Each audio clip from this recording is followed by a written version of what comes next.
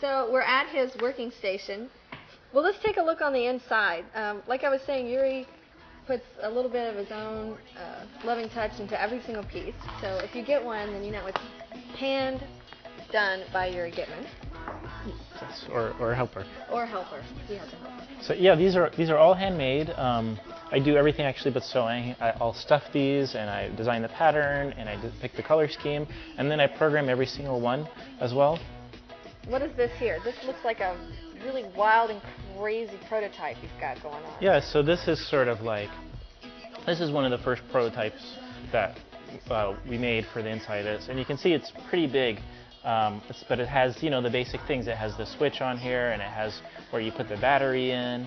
And if that was to go inside the toy, when you squeeze it, you'd probably find it in there, and you feel it. And it's also easy to break, but it's also very big. All of these parts you could get from Radio Shack. These are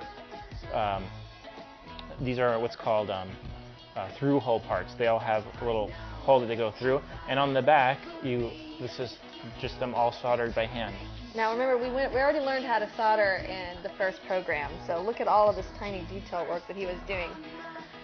But it even gets smaller when we move into the new. And so you make one of these to make your prototype to make sure everything kind of works, and then you use another application and you miniaturize it, and it'll get something. Look at the difference. Something this big, and it gets very thin. There's no solder on the back. All the solder is on the front. And then you just kind of have this little board and the switches and the power. It's really convenient, a few wires coming off of it. And then it gets very small, and then you can start embedding it into electronics a lot easier. So you can't feel it inside of here, especially when he puts the stuffing in there. Depending on how many you make, you'll get a pound. About a pound of stuffing goes into here, depending on, you know, how fluffy you want it. I have like 50 pounds of stuffing here. This is the same kind of stuffing that's in sleeping bags. It's called Qualifill.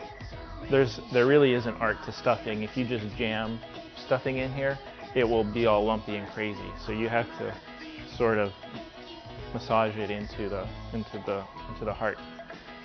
And stuffing is really important and to how the pillow feels. The material too, you know, if it's soft and has like a nap or some sort of fur on it, that helps. But if the stuffing is really hard, it can really affect, you know, exactly what people feel it, and if it's cuddly or not. You know, another great thing to do is go to the toy store, go to the dollar store, and find, you know, a teddy bear there that's not very expensive, and take it apart and see how they're made. And you can even pull patterns off of there. That's a really great learning experience to see how, you know, the stuffing is kept in place, and the electronics in toys, you know, they have little sound boxes or they have little motors that do stuff, you know, and the toys, they might not be that interesting. It could be like a Lion King toy or a you know, SpongeBob SquarePants, they're great characters, but maybe you want to make your own character, and you can sort of take the electronics out of these toys and then make your own character and put the electronics in there, and you get a really great, really cool, one-of-a-kind, you know, toy that you're not going to find anywhere else. So this is where I cut fabric and I program the hearts.